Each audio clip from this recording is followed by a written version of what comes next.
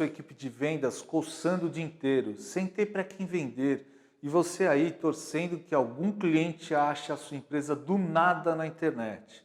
Qualquer empresa que não tem uma forma recorrente de adquirir novos clientes, provavelmente não está crescendo. Eu te garanto que anunciando sua empresa no Google com a Conteúdo Conecta, seus vendedores terão para quem vender, farão muito mais propostas e sua empresa será encontrada com facilidade. Nossa equipe é certificada, experiente e já contribuiu para o aumento de faturamento de clientes em diversos segmentos. Sou Daniel Banin, empresário e idealizador da Conteúdo Conecta, uma agência especializada em marketing. Eu estou aqui te convidando para uma conversa em que eu vou te mostrar como o Google poderá se transformar no melhor vendedor que sua empresa já contratou. Para isso, vou precisar que você deixe seu contato. Até mais!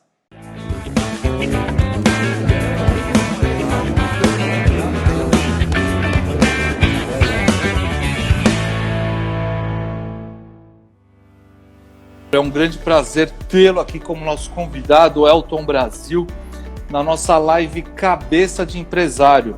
É um projeto que tem o intuito de produzir conteúdos para ajudar e trocar experiências com quem vivencia a rotina de tocar um negócio, né? Que busca pela alavancagem profissional e pelo desenvolvimento da sua empresa, né? O Elton Brasil, ele tem 51 anos, ele é diretor executivo da EBS Consulting, uma empresa que presta consultoria, palestras e treinamento em gestão. Integrada, claro, é um modelo de excelência em gestão, processos de negócio e marketing. Ele já prestou serviços para a empresa como Diageo, né? É isso que se pronuncia Diageo, né?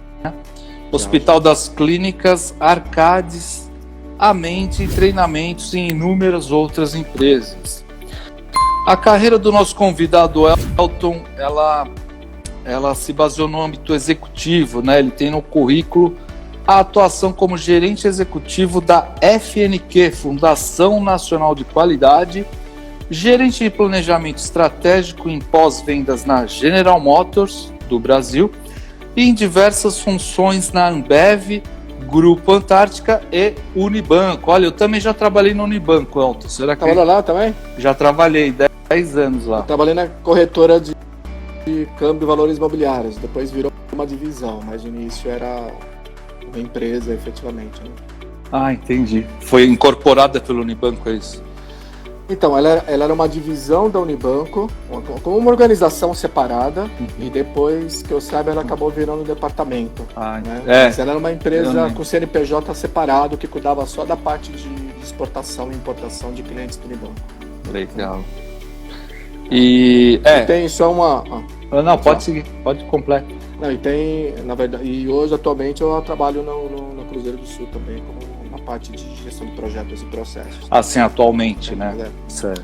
Também tem uma outra organização atualmente. E já, assim, fora essa sua parte executiva, você é professor de cursos relacionados à gestão e liderança, tendo lecionado pela ESPM, FIA, FIP, IPOG, FEI, Instituto Mauá de Tecnologia, Mackenzie, Unip, entre outras inúmeras instituições de ensino, né? Aí, tem uma experiência boa, né? 20 anos de formação executiva, efetivamente, né? Eu sempre foquei em formação de executivos, né? Certo, nunca lecionei em graduação, por exemplo, né? Sempre foi em cursos de MBA e pós-graduação voltados para executivos. Sempre foi a minha praia. Legal, você então já dava o encaminhamento ali quando a pessoa não já saía ali vamos dizer, do básico, mas já estava trabalhando, né? Talvez já na pós, né?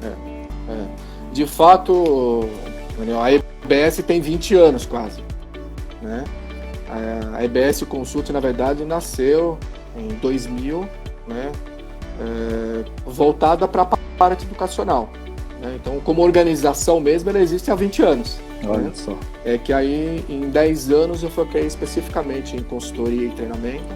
Mas formação de executivos mesmo, a EBS existe há 20 anos nessa parte de treinamento. E aí, durante 10 anos eu foquei mais na parte de consultoria mesmo. Mas, de fato, ela como organização ela existe há 20 anos. E como que é até uma pergunta fora aqui da nossa pauta, mas assim, como que você enxerga algo que você pode proporcionar uma ajuda educacional ou até mesmo profissional e depois você enxergar lá na frente, sei lá, um aluno seu que se deu bem, ou uma instituição, como que é esse sentimento? Pô, Tiro, assim, pode parecer clichê, mas assim, eu peguei gosto pela parte educacional, pelo compartilhamento, né? Então, eu estar num ambiente onde eu possa trocar com as pessoas é o que me fez sentido estar na educação. Porque você deixa a família, você faz isso à noite, né? Como a gente está fazendo a live agora. Certo. Então você deixa a família, você deixa coisas pessoais, etc., para você estar à noite no ambiente. Uhum. Então, eu sempre acabei ficando na parte de pós-graduação, na parte de formação de executivos, para poder ter essa troca com um público que estava ali, né? Uhum. Porque muitos, eu cheguei a ter, junto comigo, pessoas que estavam, inclusive, em cargos acima do que o meu na organização na qual eu estava no momento, né? Uhum. E aí também tive várias situações, né, de alunos que estavam ali comigo como um analista, como um especialista, e hoje são diretores de multinacional, né? E é muito legal, porque às vezes eu convido essas pessoas para ir para a minha sala de aula da palestra. É a prova social, né? A prova social, porque fala assim, poxa, o cara está aqui falando de gestão, da importância da gestão, que quer gerenciar bem uma empresa, que sentido faz, apropriando esse conceito de gestão para a carreira, entendeu? Poxa, o cara que aplicou isso, o que aconteceu? Então você sai um pouco daquele processo, tá? O professor que está falando para alguém que se beneficiou daquele assunto. É muito perfeito legal, que você está falando, porque senão fica muito no discurso, né? Tipo, tudo bem na teoria, fala para fazer isso, mas e aí? Quem já fez, se deu bem, né? Não se deu? Exatamente. Mas então, isso. Se você entrar no meu LinkedIn lá, você vai ver dentro do meu LinkedIn relatos de ex-alunos meus, inclusive, que estão lá e hoje são executivos, trocam ideias e de vez em quando até aluno que manda mensagem para mim, poxa, eu estou querendo fazer tal coisa na minha empresa, eu lembro que você fez isso, mas não permanece. E a troca, né? E também de instituições, né, Elton? Você também ajuda, né? Assim, não seria um aluno em específico, mas a consultoria que nem você dá na EBS, de você ir analisar uma situação da empresa como um todo, né?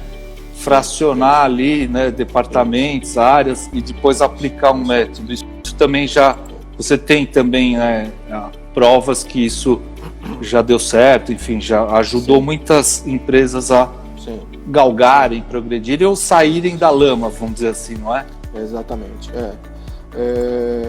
O tema de hoje, né, o tema da nossa live, é um tema que, com certeza, eu acho que isso até é um pouco daquela chamada que eu fiz, né? Uhum. É um tema que eu tenho absoluta certeza, né, que ele é aplicado na pequena, na média, na grande empresa, seja nacional ou seja multinacional, e aplicado na sua carreira, na sua vida. Certo, legal. Tá. Acho na que pessoal, né? Esse é a pessoal, porque os termos que a gente pode discorrer ao longo do processo, mais as matérias que efetivamente eu acabo lecionando, ou os projetos que eu peguei para desenvolver como EBS Consulting, sempre foram de troca, de transmissão de conhecimento e de crescimento da organização e dos executivos que ali estavam, né? E às vezes é muito intangível isso que a gente está conversando, ou vai conversar, ou que conversa dentro de uma consultoria de gestão. Então eu normalmente faço uma associação para quem está ouvindo a minha palestra, a minha apresentação, minha aula, seja lá o que for, a minha consultoria, para ela fazer sempre uma associação de como ele aplica aquilo na sua vida pessoal, no seu planejamento de carreira, na sua gestão de relacionamento, numa dinâmica de negociação de um financiamento imobiliário, seja lá, qualquer coisa que seja isso. Eu tento trazer essa realidade para a pessoa para não parecer um negócio intangível, um negócio que é bibliográfico, sai da leitura, não sei o quê, não é isso, cara. E também não tem, você já deve, claro, ter ouvido alguma coisa do tipo, mas assim, se você, por exemplo, sabe fazer gestão de uma empresa, por que você não tem uma empresa, né, nesse sentido? Porque, em tese, você sabe como fazer, por que não foi para esse caminho? Eu sei que você já tem uma, né? A EBS é uma empresa, ok. Mas eu digo assim, uma outra empresa que vende, que produz, que fabrica, de repente, né? Como que você enxerga esse ponto, assim, do meu ponto pessoal ou de quem? Pessoal, assim, de repente, investimento, enfim, tem um monte de vertente nesse ponto, né? Eu acho que tem uma junção de coisas. Primeiro, eu acho que se eu tivesse uma organização, por exemplo, vou dar um exemplo de algo que sempre me chamou a atenção. Uhum. Se eu fosse dono de um negócio, por exemplo, a gente até brinca assim, com a Carol e tudo mais, a gente acaba brincando sobre isso. Eu acho que eu teria algumas coisas em duas vertentes, assim, né? Uma, por exemplo, verdadeiramente eu teria uma franquia do Boticário, ou algo parecido. Uhum. Cacau Show? Cacau Show. Não, acho que Boticário mesmo. Boticário. Eu já te explico por quê. Tá. E já te explico por quê. Tô curioso, quero saber. E uma outra vertente, algo que tivesse a ver com isso que eu gosto de fazer, que passa pelo lado educacional. Sei lá, papelaria, livraria, uma rede de cafeterias onde você tivesse um espaço para sentar, bater um papo, trocar ideia, dialogar, discutir sobre negócio, tipo uma Starbucks. Sim, entendeu? certo. Então, muito tempo antes de eu saber que era uma Starbucks, isso é coisa que me conecta. E me conecta por quê? Porque estão dentro das coisas que eu gosto de fazer. Eu gosto de tomar café, eu gosto de bater papo, eu gosto de dialogar, eu gosto de trocar, eu acho que a troca cresce todo mundo. Sim. Então, isso são coisas que me chamariam a atenção. Eu nunca pensei em ter alguma coisa de processo produtivo, efetivamente. Entendeu?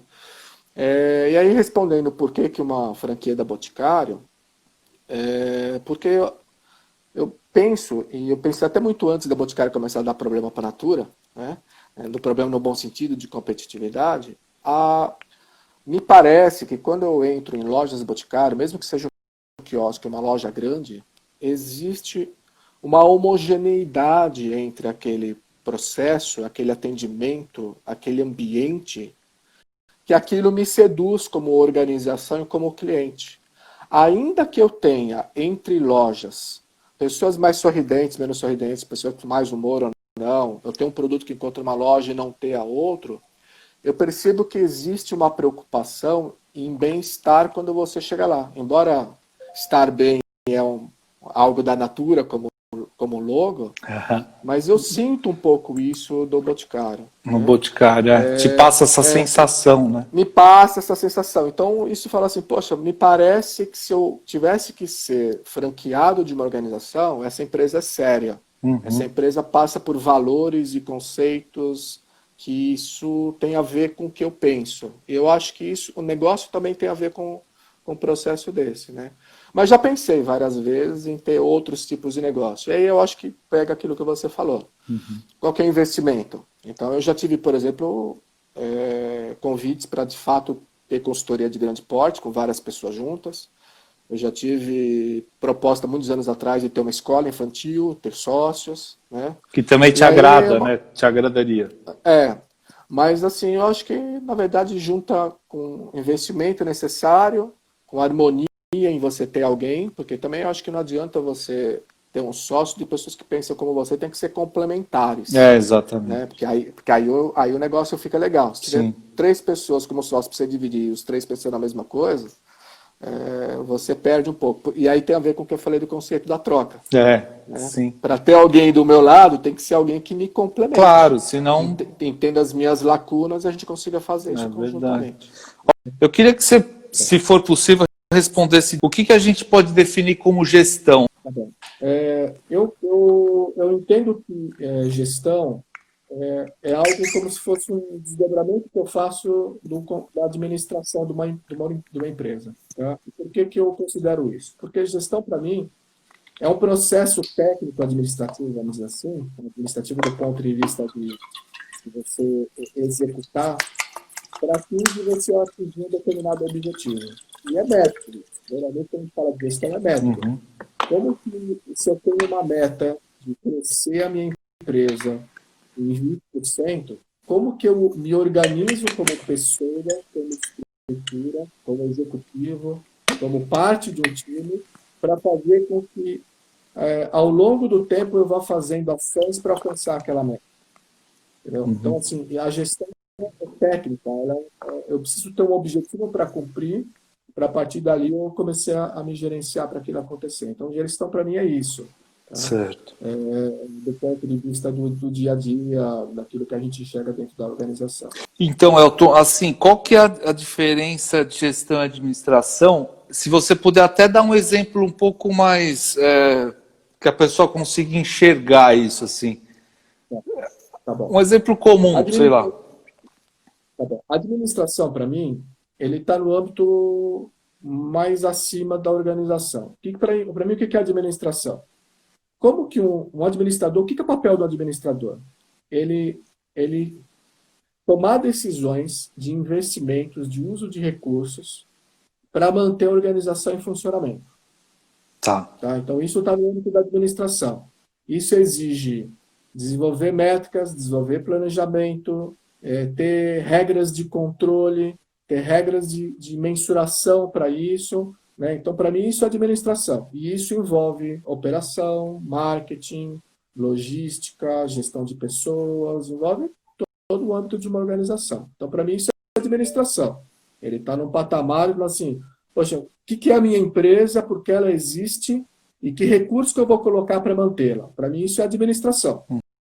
Bom, a partir do momento que eu tenho isso, aí eu desdobro para o processo de gestão. Então, assim, como tecnicamente, operacionalmente, com que tipo de ferramenta, com que tipo de metodologia sejam alcançados. Tá?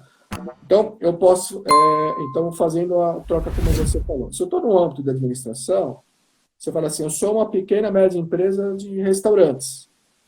Tá? Que tipo de prato, que tipo de portfólio eu vou oferecer, como que vai ser o meu ambiente, quantas pessoas eu vou ter, quantas pessoas eu espero atender, isso está no âmbito da administração. Ok? Quando eu vou para a cozinha, tá? Quem está tomando conta da cozinha, você fala assim, qual que é a gestão que você vai ter para não faltar recurso, para não sobrar recurso, para se faltar alguém, você ter um suporte para não faltar comida para a pessoa que chegar para se alimentar? Isso é gestão. Se eu vou comprar alface lavada ou se eu vou lavar, né, aqui dentro. Isso, porque isso é gestão. Que isso tem a ver com o que foi determinado da administração, dizendo assim, olha, eu quero que um cliente venha aqui, se alimente bem, dentro de cardápios aprovados e que ele não demore mais do que meia hora para se alimentar, porque aqui é fast food. Então, isso está na regra da administração. Como que a pessoa da cozinha ou do ambiente de atendimento vai se estruturar e se estrutura para garantir aquilo, está no âmbito da gestão. Entendeu? Certo. E isso é o que eu falei. O lavador de prato tem gestão, o recepcionista tem gestão, o cara do caixa tem gestão, quem supre a comida no espaço, se for uma comida por quilo, é gestão. Ele tem que ter esse tipo de conceito, senão o negócio não funciona. Entendeu? Certo. Agora o tema da nossa live, então, o que é uma gestão integrada, Elton? O que seria uma gestão integrada? A gestão integrada, e eu acho que por isso que também começa a ter um pouco de confusão, né, entre administração e gestão, quando a gente usa o termo de gestão integrada, é que a gente pega esses conceitos que eu acabei de falar, que são técnico-operacionais, vamos dizer assim, e a gente conecta dentro de uma empresa de ponta a ponta. O que é isso? Eu vou usar o mesmo exemplo do restaurante, a gente pode trocar... Isso, ótimo. Um restaurante, ele não começa e termina na cozinha. Ele começa do desenvolvimento de fornecedores, de quem que ele vai comprar feijão, arroz, legumes, frutas, verduras, que horário que esse cara vai entregar, que preço que ele vai entregar. Ele começa antes das portas da empresa, que é o desenvolvimento do fornecedor, e ele termina, por exemplo, o que você faz com o resto dos alimentos que sobraram do seu restaurante. Você contrata alguém especializado para poder fazer aquilo, você tem uma forma de triturar aquilo e virar adubo. O que você faz com isso?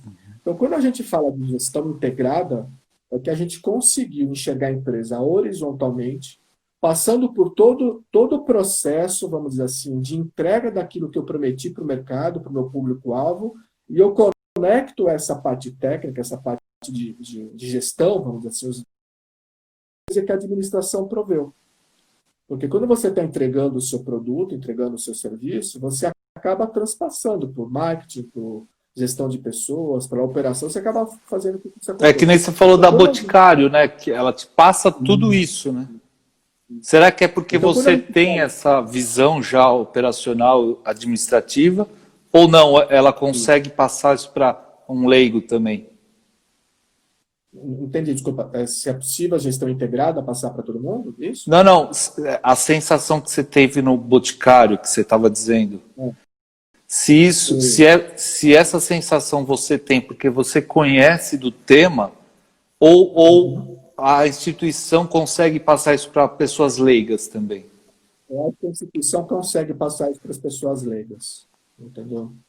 Porque é interessante, eu já vi pesquisas da Boticário, de certa forma, olhando esse mercado, falando um pouco o que as pessoas pensam. Eu já trabalhei também com cliente do setor de cosméticos, e o que dizem, né, e não sei se o pessoal da Boticário concorda ou discorda disso, mas o que dizem é o seguinte, a Boticário, esse é o esforço deles, inclusive, para mudar, vem esforço ao longo do tempo, de repente até eles vão conseguir mudar isso, mas dificilmente, a não ser que você seja aquele cliente que, se eu fizer lá aquela pesquisa do NPS, o cara que fala bem, multiplica aquilo para todo mundo, os clientes, na grande maior parte da Boticário, normalmente eles não compram o produto para a sua opção de uso, eles compram muito para dar de presente. Tá? E por que para dar de presente? Não é que ele não gosta de usar, mas ele compra para dar de presente porque ele sabe que se a pessoa que estiver recebendo aquele presente, primeiro, não é um presente de mau gosto, não é um produto de má qualidade, e que se ele precisar trocar em alguma loja da rede de franquia, ele não vai ter dor de cabeça. Então, pô, você resolveu o problema do cara. É um presente coringa, né, Elton? Ele não usa, porque se ele ganhar de presente, ele usa também. Ele é muito coringa, né? Versátil, né? Isso, ele vê esses atributos. Sim. Então, a sensação que eu tenho, e aí um pouco na linha que você falou, é que ela consegue transmitir essas qualidades que ela tem como organização para o leigo. Sim. Por isso que gera essa é verdade, perfeito. É o lado horizontal, então, a resposta, né? Aqui uma pergunta rapidinho, eu não sei se a gente vai falar isso mais tarde, mas é bom a gente já pegar o Ronaldo, o grande Ronaldo Del Vecchio. Qual é a principal falha na administração que o pequeno empresário comete?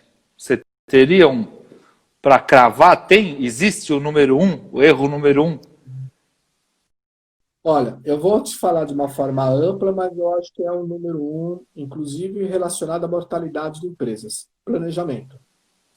Não fazer. De tudo. Não faz planejamento. Tipo, vai... Eu acho que isso acho que é até cultural, né, do brasileiro mesmo, de ser meio arredio a fazer planejamento. Por que essa resistência? Falta de conhecimento? Preguiça? O quê? Eu acho que é uma junção de coisas. Eu acho que é falta de conhecimento técnico mesmo, que isso é muito fácil hoje. Por exemplo, ou empresas como a EBS, ou universidades, ou próprio Sebrae dão formações gratuitas. Né, o Sebrae dá formação gratuita para o empresário, você consegue lá se conectar com o CNPJ e tu consegue ter acesso. Então, mas ele nem sabe onde buscar, porque ele nem sabe a lacuna que ele tem. Tá? Então, começa daí o problema. Ele desconhece um problema, né? É um problema oculto, não é, Elton? É um problema oculto. Mas eu acho que tem a ver também com 2 parâmetros. Primeiro, se você pegar uma faixa etária como a minha, mais ou menos, e hoje o cara é um executivo, um empresário, um empreendedor, ele passou por situações econômicas, que teve ano que a gente mudou de moeda 2 vezes. Inflação galopante. Então, você fala assim, o que eu vou planejar até o mês que vem se eu não sei quanto vai ser meu salário? Sim. Então, isso eu acho que também é um pouco da cultura do brasileiro, né? De ser meio arredio a fazer planejamento, de certa forma. Né? Então, acho que tem, sim, um processo técnico, que às vezes falta instrumentalização, falta ele saber como ele pode resolver aquilo. Muitas organizações, muitas pessoas veem daquilo com grau de dificuldade ou sendo caro, quando na verdade isso é muito simples, muito fácil dele se organizar para fazer aquilo. E um outro aspecto, acho que é cultural mesmo, que eu acho que o acesso à informação que nós temos hoje, a dinâmica de mercado, internet, eu falo que as pessoas acham que uma empresa é na velocidade do WhatsApp. Isso não é verdadeiro, né? Então, eu acho que também esse lado da gente ter esse dinamismo de comunicação, de informação, que planejamento não é só imaginar a empresa daqui a 10 anos. É um planejamento do que eu vou fazer este mês, do que eu vou fazer essa semana, do que eu vou fazer hoje, o que vai ser meu portfólio de produtos para os próximos 6 meses, como que eu vou fazer para treinar a minha equipe, se ela é reduzida, ela está envolvida com operação, faço de sábado, faço de domingo, faço à noite. Isso é planejamento, entendeu? E aí o pessoal vai para o erro e acerto. E aí é onde a gente tem um grande problema de mortalidade de empresas. Ótimo. E, assim, como que um membro de diretoria pode avaliar gestores que estão abaixo dele, Elton, uma vez que ele também acaba sendo um gestor, né? Como você mesmo usou a mim como comparativo de eu faço 2 papéis, né? Eu sou o administrador, mas também um gestor. Mas e quando existe isso, né? Essa hierarquia, os degraus ali, como que funciona nesse esquema? Eu acho que o fator-chave, e de novo, isso funciona em pequenas, grandes e médias empresas, e tem modelos que têm sido utilizados em startups e tudo mais para isso. É um desdobramento de metas. Tá? A gente pode dar N nomes para isso, mas no fundo, para mim, é um desdobramento de metas. Né? Então, o que é isso? Você é administrador da empresa, é sócio da empresa. São as duas coisas. Né? Você, como administrador de empresas, você vai tomar conta do caixa? Né? Quais são as metas que você coloca para você mesmo como administrador do caixa? Esquece você como sócio e pensa você como administrador. Quais as metas que você poderia colocar para isso? Tá? Aí você pensa as pessoas que estão abaixo de você na equipe. Eles têm gastos operacionais? Eles têm gastos de visitar clientes? Eles têm gastos de compra de produtos para vocês desenvolverem os serviços de vocês? Sim. Como que você desdobra isso para essa equipe para que elas contribuam para o seu processo de gestão da empresa e para suas métricas da parte financeira? Quando você começa a ter esse processo para cima e para baixo acontecendo, fica muito mais claro você gerenciar a pessoa e gerenciar a organização, porque na verdade você está pegando a sua equipe abaixo de você e colocando no mesmo pensamento que você tem como gestor, que é a junção de tudo isso das métricas da empresa. Quantos clientes eu quero trazer, que mercado que eu quero atuar, quanto que eu preciso ter de caixa, o que eu vou investir para crescer na empresa ou não. Quando eu amarro toda a minha equipe, independentemente daquilo que ela faz, tá? Quando eu amarro a minha equipe inteira para fazer isso, tudo funciona a favor daquilo que você está direcionando para a empresa. De um objetivo. Vou dar um exemplo de uma objetivo. Vou te dar um exemplo. Eu falei na Ambev, como você falou, Antártica, Ambev. Então, assim, você tem o EBITDA, o receita total, sei lá, o nome que você quer dar para a empresa como um todo, né? Só que você, e os custos e as despesas em cima disso, você ia no chão de fábrica e a pessoa de fábrica, do chão de fábrica, responsável por colar rótulo, ele tinha uma métrica de não desperdiçar rótulo e cola do rótulo. Se ele não desperdiça a cola e o rótulo que vai numa garrafa de bebida, ele contribui para o custo da empresa, Sim. que é custo direto, é o custo variável da empresa. Ele não precisa saber que o desperdício do rótulo dele impacta no custo variável. Ele não vai, talvez, compreender o que é custo variável. Sim. Você, administrador, precisa saber. Mas ele precisa entender que ele depõe contra o crescimento da empresa se ele desperdiçar no rótulo. Você controla o rótulo do Por cara. mínimo que possa parecer, né? Às vezes ele fala, mas você acha? Isso aí é barato e... né? Mas não. Acho que tinha Henry Ford, né? Que mexia muito no almoxarifado. Não sei se era esse mesmo. Mas, enfim, eu já ouvi uma história que isso melhorou muito, né? O desempenho de uma empresa, redução de custos, né? Que a gente vive com isso na cabeça, né? Elton, aproveitando... Eu posso comentar uma coisa sobre isso, Daniel, eu acho que é importante. Claro. Eu acho que isso é um dos problemas do empresário fazer essa diferença, né? Uma coisa é você, Daniel, sócio, outra coisa é você, Daniel, executivo. A gente tem que separar esses papéis, entendeu? Existe um conflito de interesse entre eles, entre o lado esquerdo e o lado direito, vamos dizer assim, mas a gente tem que separar isso, entendeu? E a gente percebe que existe uma confusão dentro das organizações em cima disso, porque o pessoal fala, ó, eu sou sócio agora ou sou o executivo? Né? Que papel que eu estou tendo? Se eu economizar em tal coisa, eu não vou ter... eu quero trocar minha cadeira, vamos dizer assim. Pô, mas a sua cadeira tá boa. Dá para aguentar ainda. Mas eu sou dono da empresa, eu quero uma cadeira nova. Tá, mas você está pensando como dono ou você está pensando como executivo?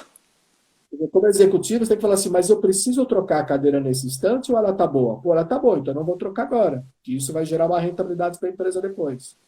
Sem dúvida. Então, esse papel, que eu acho que é importante, para que o administrador e o sócio, ele consiga separar os papéis dele, ele consiga ter metas para ele como executivo e desdobrar para a equipe embaixo dele. Às vezes é até bom ter sócios investidores que também possam cobrar isso, né, de você. Falar, por que você comprou a cadeira? Precisava, né? Porque se você faz essa confusão mental, eu acho que eu toco bem isso, né? Eu acho, né? Ainda, eu não parei para pensar nisso que você falou agora, mas eu vou levar como exercício para casa. Mas bom, muito bacana isso. O Eduardo da Luiza, o que falta para o setor público ter gestão de excelência como no setor privado? Estamos entrando aí numa vereda de política, hein? Não, eu acho que não. É bom comparar, dá para fazer essa... Assim, eu já fui juiz de um prêmio de gestão público, chamava Gespública, tá? Então, o governo federal, assim como os estaduais, eles já tiveram modelo de gestão. Se você for analisar no estado de São Paulo, você vai ver que dentro do estado de São Paulo você tem instituições de capital público ou misto, que é o caso da Sabesp, que eles se candidatam em prêmio de excelência de gestão que são independentes. Entendeu? Qual é o grande ponto que impacta a vontade política? Então, quando o governador ou o presidente ele é mais administrador do que político, ele autoriza isso. E o Gespública, quando ele acabou,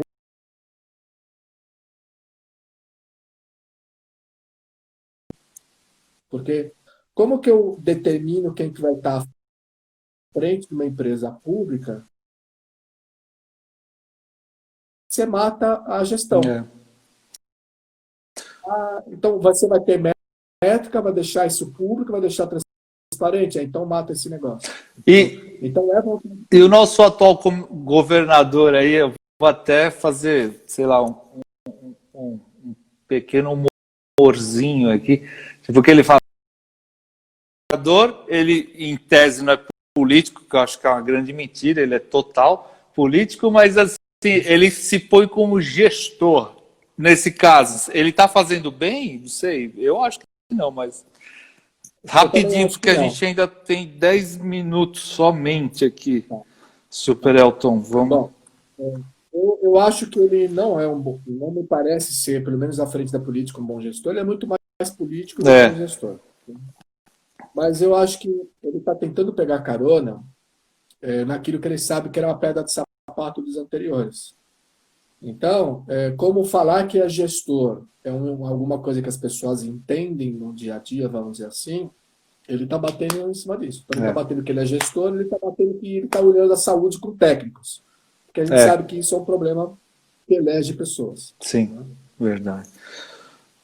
Querido Elton, existem indicadores, os tais KPIs macro, que também dão dados detalhados para o acompanhamento de membros da alta diretoria em grandes corporações, você que já passeou por ali em algumas delas, e se tem, como geralmente funciona essa hierarquia em empresas gigantes e como modelos de sucesso pode sucesso podem balizar, se é que podem, micro e pequenos empreendedores? Então, são duas perguntas, né? Eu vou repetir a primeira, se existem indicadores que gerenciam a alta diretoria, a alta cúpula.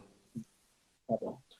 Olha, eu diria para você assim, quando a gente pensa em grandes indicadores, a gente está falando em indicadores chaves, né? E normalmente a gente fala, olha, a empresa consegue ser muito bem gerenciada nesses indicadores chaves se estiver falando com 5, 6 indicadores no máximo. Então, normalmente, o que a gente tenta colocar? Um indicador que dê a visibilidade do nosso cliente, satisfação de cliente, por exemplo. Um indicador financeiro, um indicador de produtividade, uma de qualidade de entrega de processo que você tenha de uma forma geral, de capacidade produtiva que você tem. Se você tiver esses 5 indicadores, você está com a sua empresa relativamente na mão. Tá? Existem metodologias, como o Balance Scorecard, que faz de baixo para cima, falar, você tem que ter indicadores de gestão de pessoas, engajamento entre pessoas. As pessoas são responsáveis por entregar os processos da empresa, então você tem que ter indicadores de processo, de produtividade e qualidade. Os processos impactam o cliente, então você tem que ter indicadores de cliente. Se o cliente estiver satisfeito, ele vai comprar mais, então você tem que mensurar isso por intermédio financeiro. E eu sempre coloco acima do que é o Balance Scorecard, um estratégico. Então, assim, você quer ser reconhecido com a melhor agência de conteúdo por todos os clientes que você passou daqui 2 anos. Daqui 2 anos, então 2022, você tem que mensurar se você aparece na mente dos seus clientes como a empresa número 1. Então, isso é um indicador estratégico. Olha. Você pode ter um ciclo diferente, você pode mensurar isso daqui 2 anos. Minha visão é 2022 ter isso. A Natura tem uma visão 2050. Então, 2050 ela tem que atingir aquilo. Ela tem que se construir para aquilo. E isso acho que funciona também para uma pequena empresa. Sim. Ela não precisa ser grande.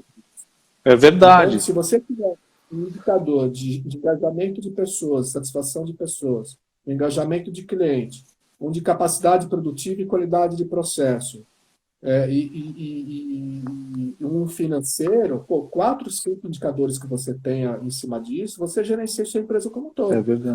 Aí você pode ir desdobrando isso em outros menores, que são os meios e uma pequena empresa. Perfeito. Agora, eu já fui em grandes empresas que o presidente tinha 20 indicadores. O que acaba acontecendo é que ele vai largar alguns deles ao longo do caminho. É errado, não é, Elton? Assim, não é, né? Se for ver, porque muita gente confunde KPI, que são indicadores macros, né? Com objetivos, né? E são coisas diferentes. Primeiro, eles têm um objetivo de atingir, e aí o KPI ele mede esse objetivo. Né? Ele mede aquele objetivo. Isso, mas exatamente. Tem gente que põe o KPI sendo objetivo e faz aquela salada, né? Porque ele viu um vídeo no YouTube, o que é KPI, ele já misturou com o que ele tinha, já parou o vídeo no meio e já saiu fazendo, abriu um PowerPoint e começou a fazer. Né? Eu já vi isso. Hein? E é isso que eu falei. E isso que eu falei naquela sua pergunta, que falta planejamento para a gente. Porque o cara sai para a execução, só um parâmetro para a gente não estourar o tempo. Existe uma regra de gestão que a gente chama ciclo PDCA. Eu planejo, executo, mensuro e avalio se aquilo que eu fiz está correto, se eu preciso melhorar alguma coisa para o próximo ciclo. Se qualquer gestor aplicar este conceito, ele melhora o negócio dele. Olha aí, fica a dica, hein? Isso aí vai virar uma pílula. Vai virar uma pílula para as nossas redes, hein? Ó. É isso aí. É ótimo. Isso começa com planejamento. Eu não posso executar antes de planejar, senão eu vou para o erro certo depois. Então, esse é o conceito de gestão. Se você planejar, executar o que planejou, ou boa parte daquilo que planejou, porque a gente sabe que tem algumas coisas que não funcionam do jeito que a gente gostaria. Sim. Mensura aquilo que eu fiz, se fez sentido para aquilo que eu objetivava. E eu faço uma análise crítica, verdadeiramente, aonde eu errei, onde eu posso fazer melhor. Ao repetir aquilo de alguma forma, em algum outro processo, algum outro momento, para gerar aprendizado sobre erros e acertos, se eu fizer isso ciclicamente, qualquer negócio tem mais chances de sobreviver. Perfeito. E você pode aplicar isso no seu dia a dia. O Waze faz isso para você. Olha aí. Grande Elton. Ótimo ensinamento, gente. Então vamos lá, agora para fechar o bloco, Elton, creio que temos só 4 minutos. Vamos sintetizar esse nosso módulo 2, que você tem o conhecimento, assim, que é gestão de pequenas e médias empresas, né? A gente passou bastante aí por grandes corporações, mas pela sua experiência, onde o pequeno empresário tem ali esse planejamento, como ele pode começar isso, né? Porque as duas perguntas ali sobre os erros a gente já falou, né? Onde você enxerga que o pequeno pode começar? Se ele hoje está bem perdidinho da Silva, assim, onde ele fala, o que ele tem que fazer? É para o Sebrae mesmo? Não? O que ele pode fazer? Assim? O Sebrae pode ajudá-lo, mas eu acho que não é só o Sebrae, né? Eu acho que o primeiro ponto para qualquer organização e para o pequeno vale, efetivamente, é ele parar e sentar com o seu próprio time e falar assim, e obviamente que tem um peso maior dele, mas o time está lá para ajudar a fazer aquilo, assim, o que eu espero da minha empresa até o final do ano que vem, por exemplo? Entendeu? O que eu quero alcançar? O que eu quero marcar na cabeça do meu cliente como minha empresa tendo um diferencial competitivo? Algo que ele queira voltar a comprar de mim. É que muita gente hoje só tenta sobreviver, né? Dá uma sensação, né? Esse que é o problema. Porque, assim, eu vou te falar uma coisa que tem a ver com planejamento. Peter Drucker é considerado o pai da administração moderna. E ele diz o seguinte, o planejamento de longo prazo é alguma coisa nesse sentido. O planejamento de longo prazo não tem a ver com coisas de decisões futuras, de coisas incertas futuras. Tem a ver de decisões presentes que eu tomo para construir o meu futuro. Tá? Então, eu preciso saber o que eu quero ter no futuro, para a partir dali eu sentar efetivamente e falar assim, o que eu preciso fazer esta semana, o mês que vem, até o final do ano, para contribuir para que isso aconteça. Entendeu? Uhum. E isso independe da situação de sobrevivência. Porque se ele vai só para uma situação de sobrevivência, ele aceita qualquer coisa que as pessoas dão para ele. O que as pessoas fazem com ele. Entendeu? Ele não dá escolha para o cliente, ele não tem escolha como empresário. Então, aquilo que ele quer, o que ele quer alcançar, precisa estar muito claro. E isso normalmente não está claro.